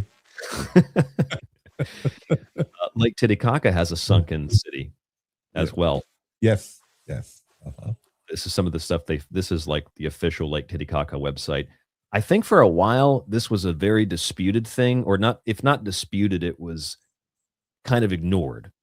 Like it's there, but people were like, yeah, that's kind of hard to believe, but it's well established and I think officially acknowledged by everybody now that this is a real thing. Yeah. So they found agricultural terraces, 800-meter long stone wall, and a paved road resembling the Inca Trail. Oh wow! Which was part of a very sophisticated network of roads. I don't think as sophisticated as the Romans. However, when you study the Amazon, yep. Oh my goodness, the stuff that they found in the Amazon through LiDAR alone, let alone the actual remnants of what the LiDAR showed, like the actual cities. Right. The Amazon is a civilization, and it's very similar to what some of the original explorers had documented before the Spanish came there, that there were these massive highways, equivalent, maybe even bigger than Roman highways, all throughout the Amazon, just for miles and miles and miles and miles. Amazing. And we don't really talk about it a whole lot. Maybe you have, and I think a show should be done on it, but a little bit more about the technology of LiDAR and what that's really done to be able to find so many of these sites. So much. I'm not a tech person, so I'm not sure how that works. I'm sure it has something to do with it's probably like a radar that probably bounces back. Yeah, but it can be used underwater. It can be used as a drone. Yep. It can be used as a lawnmower, just going up, tracking up and down. It's amazing how it can be used and the different uses for it. Radio frequencies or something to do with lasers. I'm not really sure. Those words sound correct. Yeah. Frequency, laser. But then they turn into something digital. I think it starts off with something magnetic that shoots those beams down, and then it turns it into something digital where they can just remove whatever layers they want. Right? They could go through the rainforest and remove all the leaves off the trees.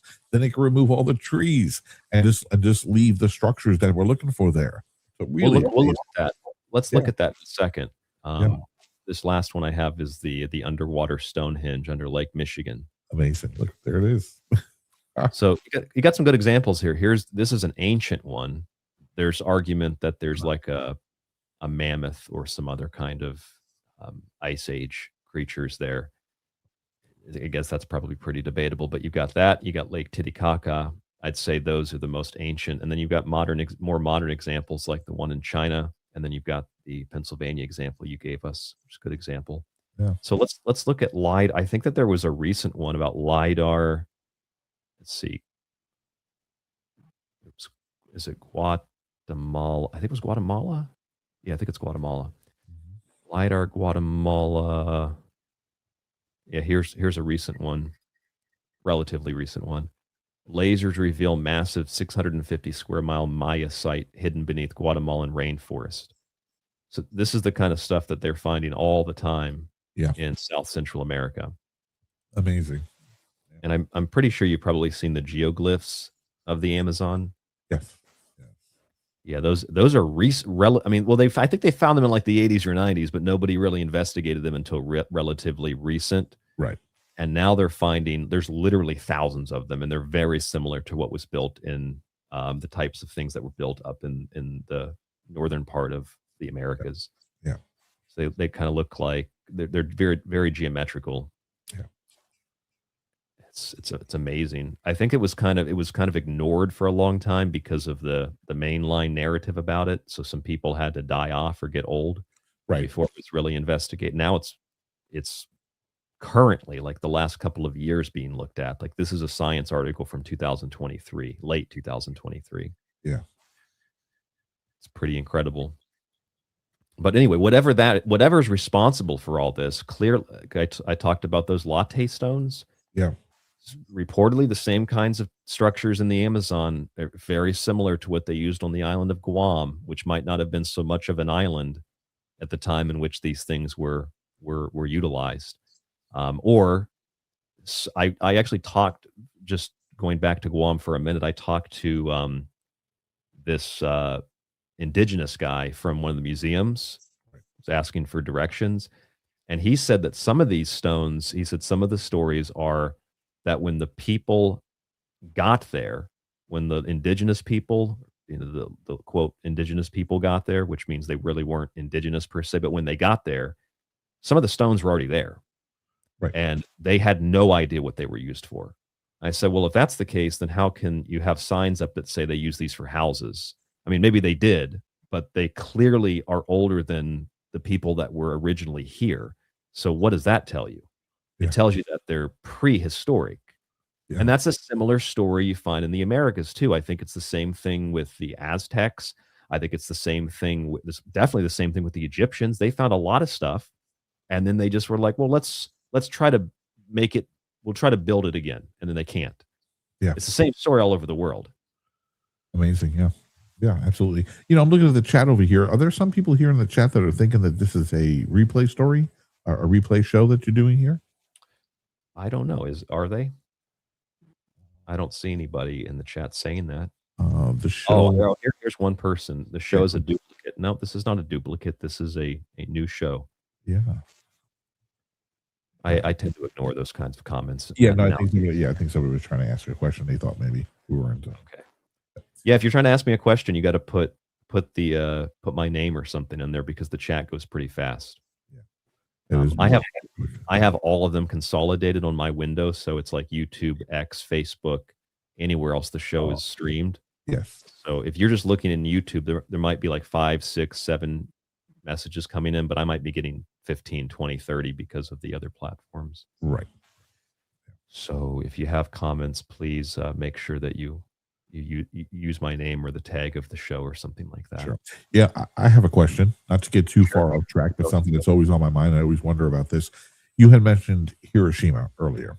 Now, they teach us very little in school. I think about the American education system. Sure. They only want us to know certain things. And I remember when it came to history, which was my favorite topics or subjects in school, very little was taught about what happened there. They showed us the basics about what went on, but is that a touchy topic there now that you live there?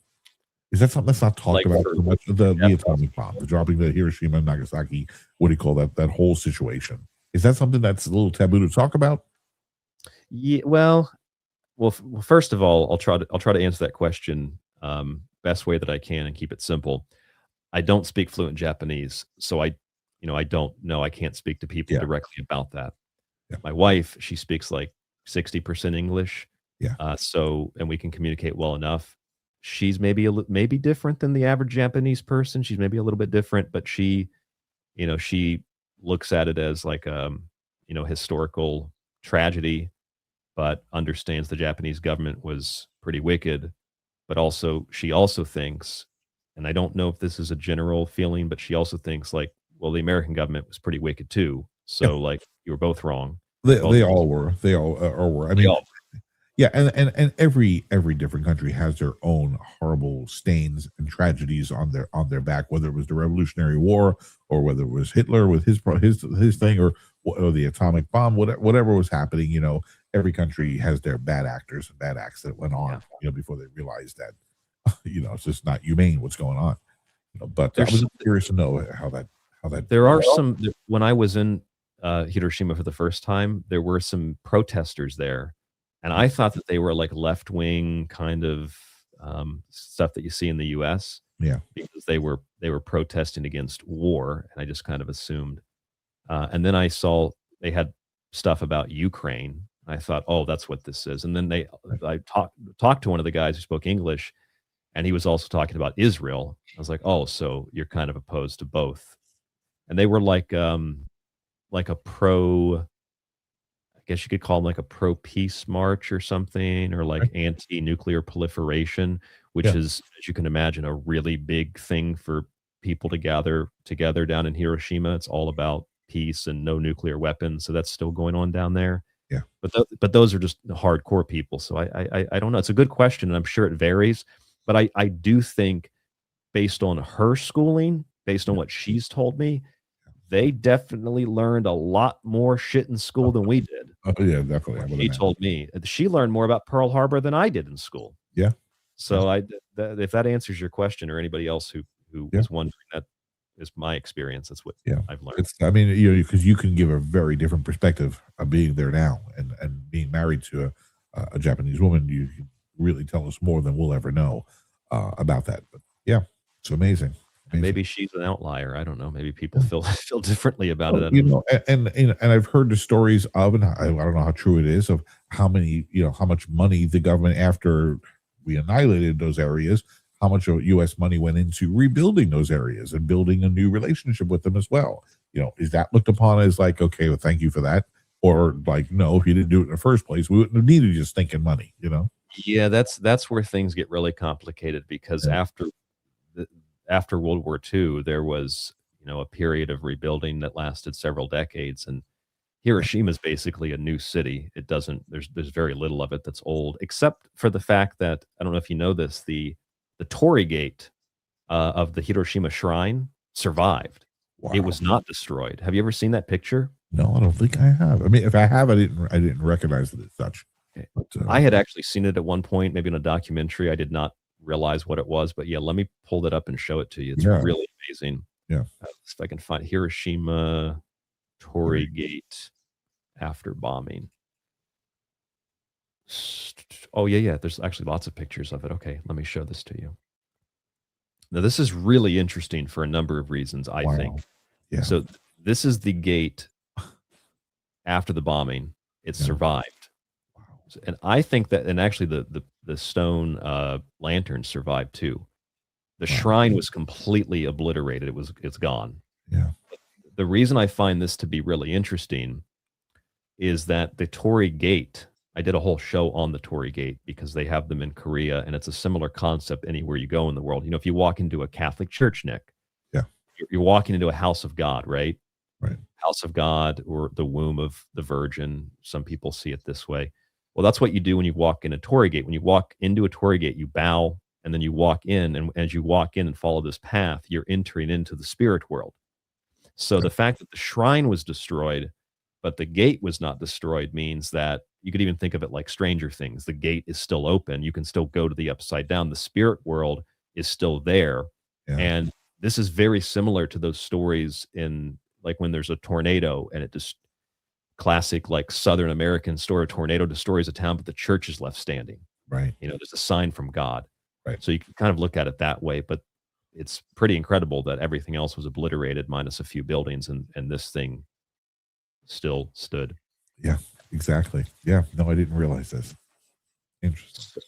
So the other thing I wanted to, but just about that real quick before we move on, there was a German economist named Richard Werner. You ever heard of this guy, Richard Werner? No. He's an economist who was, I didn't know who he was, but he's written a lot of books. He speaks fluent Japanese, so he wrote a book in Japanese about the economic bubble in Japan. And he talked about how, several decades after World War II, because the Japanese, we didn't have a formal agreement with the Japanese until 1952 or something like that. So within the next 3 decades, Japan became ultra economically powerful, similar to what was happening with Germany in the 30s before the British, developed an attitude about it. And so this economist who documents this in his book, and I didn't realize how well documented it is, he says that Western banks were upset that they didn't have as much of a hand in the Japanese economy as they liked, and they didn't have control over the economic system. So he just outright says, he said, there's abundant evidence that Western banks and the United States, they destroyed the Japanese economy. They imploded it intentionally. Wow. And destroyed businesses and destroyed people's and have created the situation they have today where the yen is not worth as much as it should be.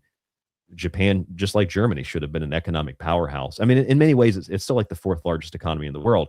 But the point is, the evidence shows the U.S. undermined it and destroyed it because it was too much of a threat to Western bankers who didn't have their tentacles in it. Wow, that's amazing. It's amazing if you think about it. Yeah. But it gives. But the reason I'm bringing that up is because, going back to your question, it actually kind of gives you an idea of your bomb question. Because this guy was saying that when he did a ton of interviews in Japanese, because he speaks it fluently, right? And he talks about how his book was like a #1 bestseller in Japan. In my experience, people here have like a way more open mind to things. Yeah. And they look at the world in a totally different way. Yeah. So when you bring up issues of like the history of the atomic bomb, I think they look at it differently. I don't think they look at it from a point of view of victimhood. Yeah. And I don't think they look at it from the opposite point of view. I think they have a completely different point of view. And I think that's what he was describing too about his experience with the economic issues, is that everybody was like, America did that? Why would they do that? I want to learn why. Right. What's causing the current problem? So people were like open-minded and interested. Yeah. Can't really do anything about it, but they had an open mind to being able to discuss the issue, I guess, is the point. Yeah. Because as you know, here in our education system, it was pretty cut and dry. They said, there was the war, there was Pearl Harbor, and as a retaliation from that, we annihilated. That's it. That's part of the country. Yeah, that's it. It's a very black and white history, a very point A to point B, right? They had to justify the inhumanity of the whole situation. They had to try to justify that, which for people who don't like war and don't want war, don't want people to die for needlessly, there is no justification. Unfortunately, that was more devastating than it needed to be, and they realized that afterwards. But yeah, that was their black and white discussion of how it happened. Yeah, that's basically what I learned in school. And then I learned, from Jim Mars. He's like, yeah, but he's got that very strong Southern Texas accent. He's like, yeah, but did they ever tell y'all that the U.S. government froze all the Japanese assets and cut off their oil and cut off all their resources and forced them into a situation where they had their backs against the walls? Like, no, Jim, they didn't teach me that in school. Well, they did. That's what they did. Yeah. Actually, it's so weird too, because when we went to on Guam, we went to it's run by the National Park Service. It's like a Pacific War museum, and they have I had never even thought to read it, but they have the Japanese declaration of war against the United States that you can get a copy of it. Yeah. And I sat and read it, and I was like, holy shit. It's literally like exactly what Jim Mars recorded in his book. It's what the Japanese government is accusing the U.S. of, saying, we don't want to do this, but you've left us no other choice. We have no other choice. You've pushed us into war. We don't want, basically what Hitler said to the British like 8 different times. He said, he even issued a 16-point peace plan over Danzig and the Polish corridor. And that's been almost erased from history. So anyway, it's a whole other subject. Yeah. But we got 27 minutes left here. We've looked at a lot of these different megaliths tonight. I found another one. Let me pull this one up. This is called Mount Nokogiri. I know giri means to grind your teeth, I think. So I don't know what. If you were standing on the ledge of this, you probably would be pretty nervous and anxious. Yeah. This is Mount Nokogiri. And this is, find some good images of this. This is how this place is carved. That's amazing. They also have very large Buddha statues. I think that's Nokogiri. It's also a stone quarry. But look at these. There's Buddha statues like this all over Japan too, by the way. Yeah. So the big question, Ryan, I got to ask you this. I know everyone's thinking of this. We just want to know, if you rub a Buddha's belly, will it give you good luck? Well, it's funny you say that, because whether or not you're rubbing the belly, they actually have, there's a red Buddha at a lot of Buddhist temples. Yeah. Even if I had the name in front of me, I couldn't pronounce it. But whatever part of the Buddha you rub, feet, head, hands, it's supposed to heal that part of you. So you kind of get a little bit of good luck. So if you got some stomach problems, you rub the belly. Yeah.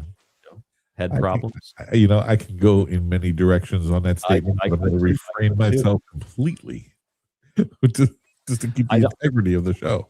I think it just heals. I don't think it makes anything larger. Okay, there you go. All right, that's fine. That's good. Because I have some head problem. Like I got a lot of headaches. I rub the head. My head has not gotten any bigger. So there you go. You cancel your plane tickets, Nick. But hey, if you want to do it, if you want to come over here and rub on the Buddha, I'll turn around and. Hey, look, there's a lot more spirituality going on over there in your country where you are now than here. So, yeah, not a bad thing. Yeah. Let's see. Go to the chat room. King said, "Nice reference. Jim Mars rules." Yeah, Jim Mars was a cool guy. And no, nobody killed him. For the record, he died in the hospital. I talked to him when he was in the hospital. Let's see what else we have in the chat. Nate asked, "Are there any social justice warriors?" Yeah, there's some of them over here. They're just not that common. Not that I've seen anyway. I also think some of that social justice, Western kind of political stuff is also just what would you say it is? It's like trendy. It's like how Westerners get like random Chinese symbols tattooed on their body, and they're like, "This means love," and then a Chinese person sees it, says, "No, that's soup." Soup, right? It's kind of like that.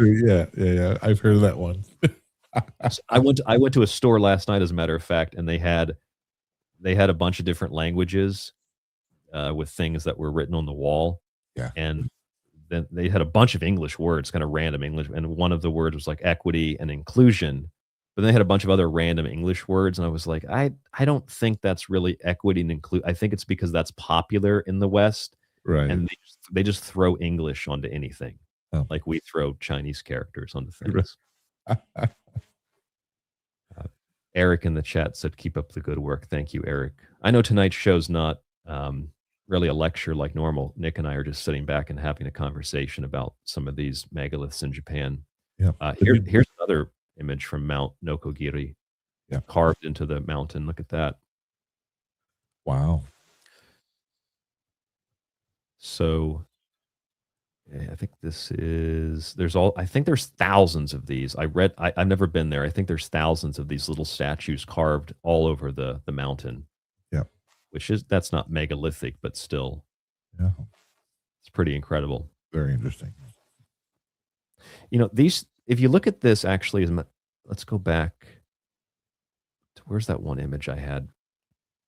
First of all, I don't know if I've never been there to see the context of this, but this particular image, if you type in Nokogiri, Nokogiri, one of the first images that comes up is there's like a pathway that goes out over the side of this mountain that you can look down off the edge.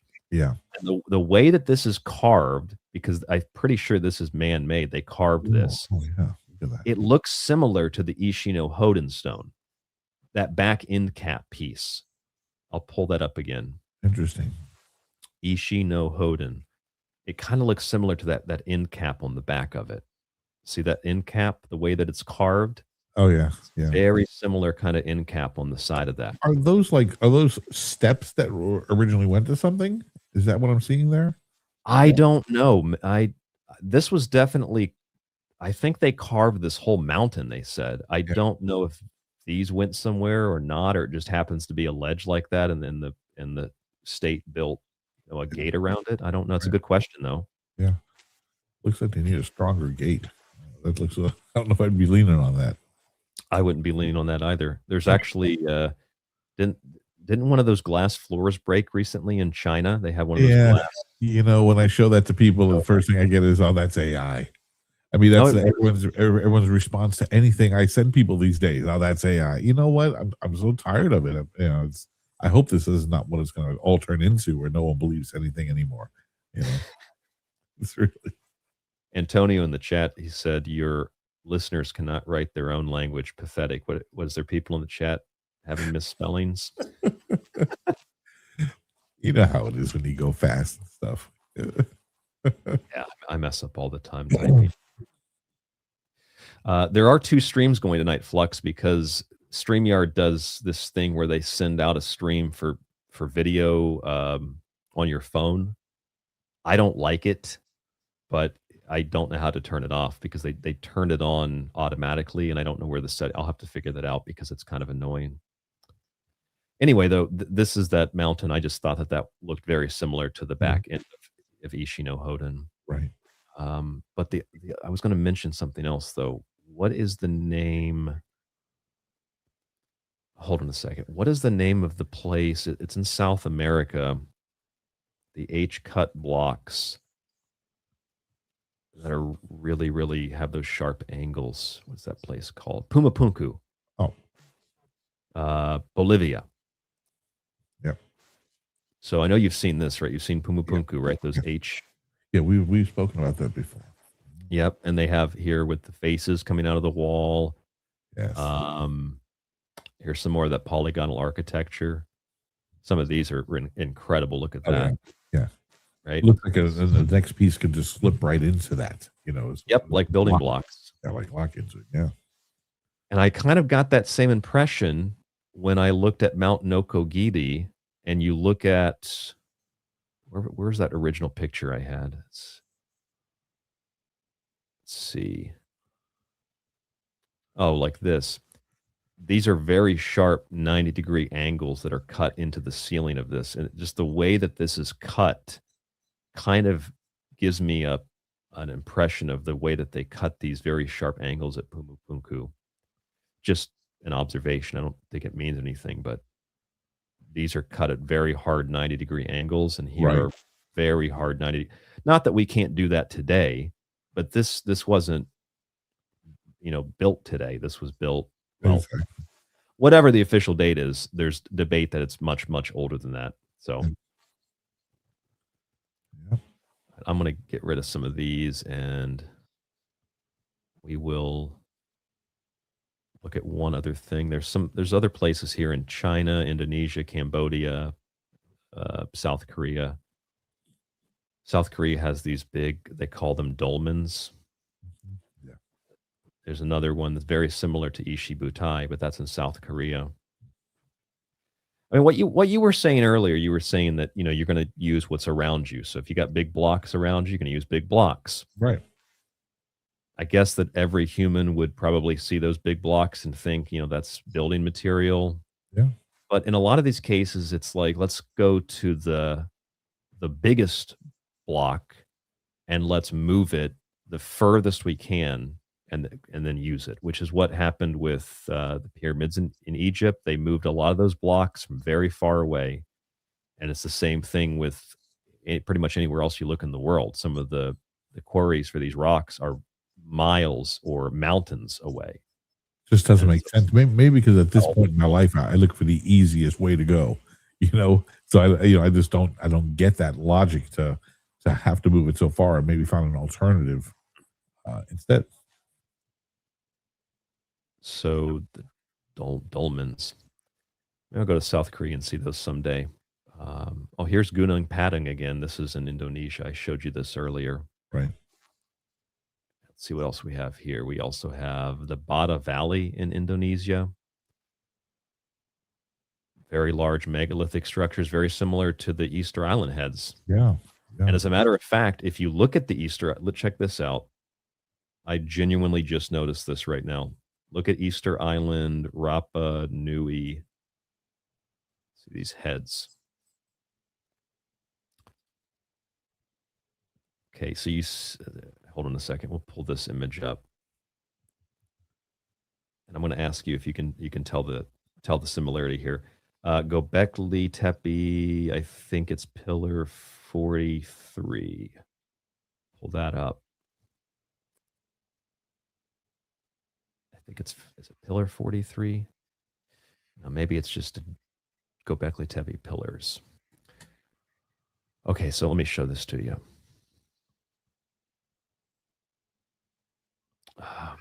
Oh my goodness! Where's the Gobekli Tepe? Oh, here it is. Here it is. This is the one. So check this out, Nick. And for those of you who can't see this, I'll explain. So we're looking at the Rapa Nui Easter Island heads. Yeah. And if you look at them close enough, you can see the way that their hands come down right around their bellies on both sides like that. Yeah. Mm-hmm. Now, if you look at Göbekli Tepe, this is in Turkey. So Easter Island is Rapa Nui. That's like a couple hours flight off the west coast of Chile. Yeah. This is in Turkey. This is Göbekli Tepe. And look at that. The same exact arm and hand and finger design. Yeah. And you see those fingers in a lot of those. Yep. And then if you go to South Korea, is this South Korea? No, this is the Bata Valley. Let's go back. Where's this located at? This is Indonesia. Literally 3 different parts of the world, totally distinct, creating a circle. And look at the arms that you find here in the Bata Valley. Yeah. It's very penile. There's literally a penis there, an erect penis. But look, I didn't want to be the one to say that, but yes. That's not pareidolia. That literally is a penis. Yeah. But look at the arms. It's the same exact thing happening there too. So I don't people would say maybe, well, everybody's got arms. If you're making a statue, you're going to have arms in it. Yeah, but they're all they're cylindrical, like megalithic blocks. Yeah. And they both arms are in the same exact position. The fingers are very similar in design. The arm bending is very similar in design. And it serves apparently a very similar purpose in regard to, like the Easter Island heads are very, very similar, if not, the same concept that you find here in Indonesia. Yeah. So it clearly serves the same purpose or something like the same purpose. Right. And you find that with the hand. I know you've seen the handbags from Ancient Aliens, right? Yeah. Handbags. Right. You find that all over the world too. Funny. Yeah. Funny. So there's a new one for you, and they've got a lot of these half underground. No matter when it was, women love their handbags. No matter when it was. That's right. Women carry handbags. Men carry their erect penises in the stones. True story. Yeah. Yep. Let me see your hands, Nick. they're busy right now, but they're right here. You know? And then these are actually really, really large vessels. Columbus giant vessels. These are in Indonesia. Yeah. Massive, large stone containers. I mean, this is like something that you would see in, I know you don't play video games, but there's a video game called Skyrim, and there's these big giants in Skyrim. Yeah. And the giants have these like big fires, and they have big things for giants. That's what it looks like. These are if you can't see this, these are massive. I'm guessing they're made of stone, some kind of stone. Sure. They're vessels. Something was kept inside of them. These are huge. Yep. I'm still looking for mine shaped like Pac-Man. It's like the last game I played. Or maybe Tetris. I'm seeing a lot of Tetris in these buildings where the blocks are all. Yes, Nate in the chat mentioned that. It does. The polygonal cyclopean architecture does look like Tetris. Uh-huh. So anyway, any thoughts on what we've discussed tonight? We've had a pretty good discussion. Yeah, absolutely. And I love the topic. And I'm so glad you started pulling up these pictures as well, because to get that little extra visual is very, very nice. But these are awesome spiritual and ancient structures that just are great to see and learn about and talk about. Love the topic. Here's one we have not shown. I mentioned it earlier. This is called Nan Mandal. Yep. And Nan Mandal is, I was thinking when we were on Guam, how far it would be to fly there. I think it was like a 2.5, 3 hour flight. Yeah.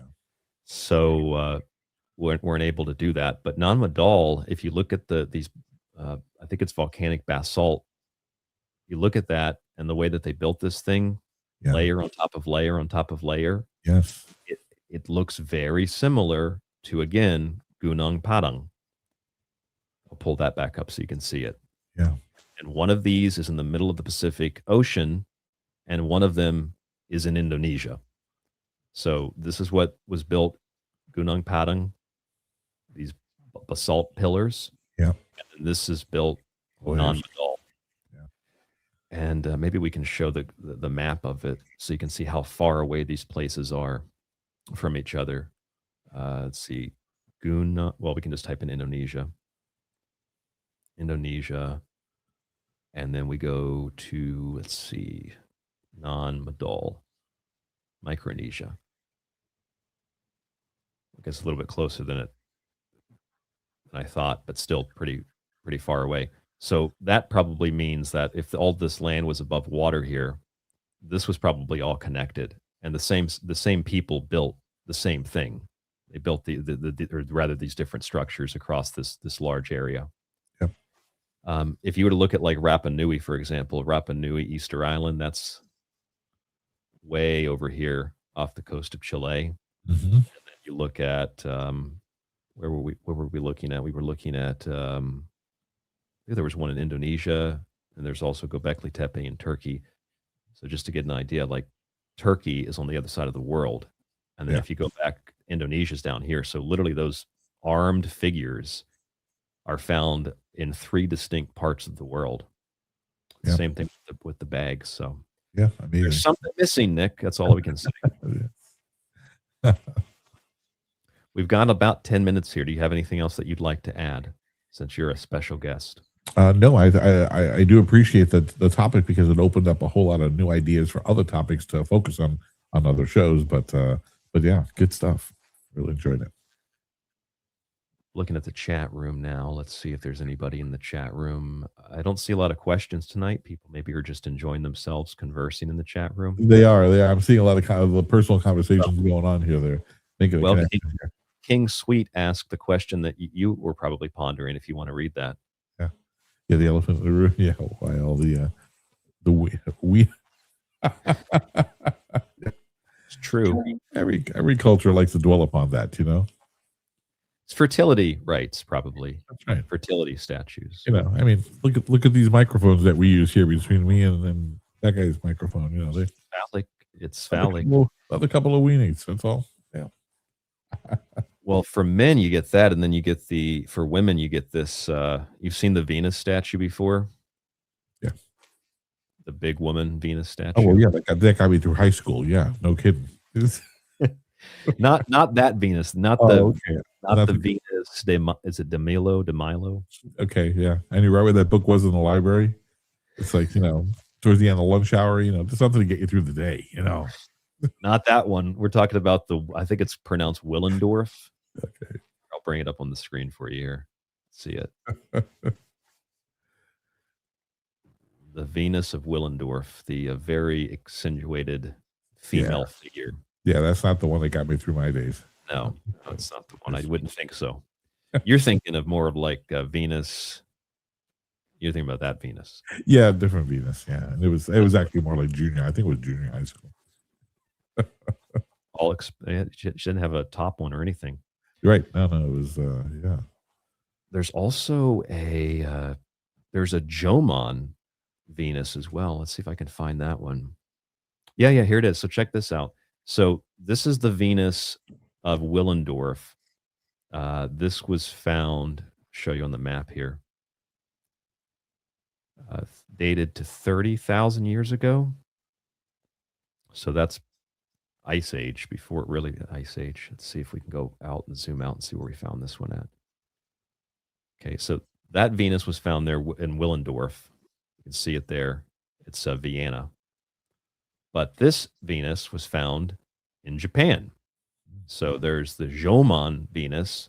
It's a little bit different kind of a thing going on there. Yeah. It's a very similar type of structure. Maybe the Japanese one has smaller breasts, but it's pretty much the same thing. Yeah. Yes. There's a lot going on here, boy. I tell you. I mean, it's not a beauty contest. I get it, but well, what going back to that question in the chat about wieners, I mean, this is all about fertility. That's right. Right. All about fertility. You keep this statue, you know, the statue of the mother. If you wanted to become a mother, you keep this maybe under your bed, under your pillow, on your, not our kind of nightstand, but maybe on your, you know, what you'll have next to your bed. Yeah. Hopefully that you can conceive. It's called sympathetic magic. Right. So it's all about fertility. Yeah. It's interesting, huh? It is. It is. Let's see if we can find one last thing. I think I see it there. That's This is what you've probably seen. I saw this for real in the Tokyo Museum. This is the statue that's been on Ancient Aliens. They say it's an alien spacesuit. Have you seen that? Yeah, no, I've seen this. Yeah. Yeah. So there's also that in Japan as well. You have these things that some people think are like spacesuits, and then you have the Venus statues, you have the megalithic blocks, you have the potential, resurrection rituals. Yeah. So isolated or not, long before Japan was isolated, it was part of something of probably a far-reaching civilization. Yeah. Back in human history. Yep. Pretty interesting. I don't know what to think about it all. It's just to add to the big picture of historic things that have happened over the many centuries and such in different places. They're all very interesting. Is there one that speaks to you more than others? I'm a little partial to and learned a lot more about, I think, Machu Picchu and such, only because my wife there, and so I learned a lot more about it because I really thought I was taking a trip there. But apart from that, I mean, they're all very interesting. It's a matter of you need to go to Machu Picchu, get some pictures, do a video, right? Come back and show it to us on the show. Yes. I have to see if the Royal Caribbean goes there. So I took my cruise, and it was a short one. But if they'll take me to Machu Picchu, that'd be great. Yeah, why not? Why not? See if while they're at it, they can take you up to see all those other incredible architectural structures all over the mountains in South America. Exactly. Isn't Lake Titicaca? Is it saltwater? Isn't it saltwater? Maybe I'm wrong about that. I'm not sure. I just remember my wife talking a lot about Lake Titicaca over the years. Mm-hmm. Technically slightly salty. Oh, really? Yeah, and I believe they have that seahorse there. Yeah, this is right. There's a unique freshwater seahorse that once lived in Lake Titicaca. Extremely rare. This is part of the theory. I think this was a piece of evidence, part of the theory that Lake Titicaca used to actually be at ocean level. Okay. And there's a lot of science behind it, explaining in regard to how large the ice caps were in different places and how that would have compressed the land. Something to do with, it's very technical. But we're talking like millions of years. It would have been suitable. Yeah, so we have a lot of lakes that were originally salt water, and then over the years it became freshwater. But then a lot of the minerals, a lot of the stones and things that are in there keep it that way. Like for instance, I went panning myself at Peace River in Arcadia, Florida, when I was a kid, and we were finding giants, shark teeth. They were black. They were hundreds of years old, and you could sell them for a lot of money. I kept all mine, but I knew people that were selling them and such as well. But that had once, they told me that had once been salt water, and now it's just streams and rivers that are just fresh water. Yeah, they're. Oh, I'm sorry. Go ahead. No. I was just going to say, talking about the seahorse. My wife and I, our first pet that we got together as a married couple was a seahorse. You got a seahorse? We had a I've seahorse. never heard anything like that before. Yeah. So we went to Universal. We were living in Fort Lauderdale, but we went to Universal Studios and I'm sorry, City Walk, and there was a little novelty shop there that had a little packet of those dehydrated seahorses. You go home, you put it in water, and the damn thing comes to life. It is absolutely alive. It's about that big. You can see that. And maybe less than a quarter inch, and it comes to life. And if you look at it close, you can see it. Look, it's a real seahorse. Had that thing for about 3 or 4 weeks. Then went away for a couple of days. When we came back, it was dead. So forgot to feed it. Yeah, I guess so. I don't know what he was even eating to begin with, but didn't last. Well, I didn't know you could get a seahorse as a pet. That's interesting. So we're out of time, Nick. Thank you so much for joining us. Clay in the chat said pole switching. King in the chat said Lake Titicaca's close to Pumapunku, both connected to the same cataclysm. Yeah, for sure. Well, monkeys. Yeah. Sea monkeys. Yeah. Yeah. What did I call them? What did I say? Seahorse. Seahorse. Oh yeah, that's right. Yeah. Sea monkeys are called. Yeah, that's true. they look like seahorses though. Well, it was a pleasure being here. Thank you so much for having me, Ryan. I appreciate it. next time you come back, why don't you do some research and you have your own presentation, okay? Absolutely, absolutely. Yep. It'll be on penises being gripped by the hands of those ancient aliens. I know. There's a bunch of them. Do some research. You'll find a bunch. I will. Yeah. Thanks. The pillar of Krishna is also just a penis. That's right. So it's a universal fertility motif. All right, Nick, thank you so much. Thank you. You have a good one. Have a good night. Bye-bye. tstradio.info, artigable@yahoo.com. Thank you for joining the show. We had a laid-back show tonight. I know it wasn't as hardcore in regard to the presentation. It's usually pretty intense. Maybe you enjoy a more laid-back show. Wherever you're listening, however you're listening, thank you for supporting The Secret Teachings. You can get the ad-free version of this show by signing up at tstradio.info. Since we are live, I'll remind you that at 7 p.m. Pacific, very, very soon, 7 p.m. Pacific, I will be hosting Ground Zero, covering for Clyde Lewis tonight. So check that out, groundzeroplus.com, or on your local radio stations if you have it. Have a great night.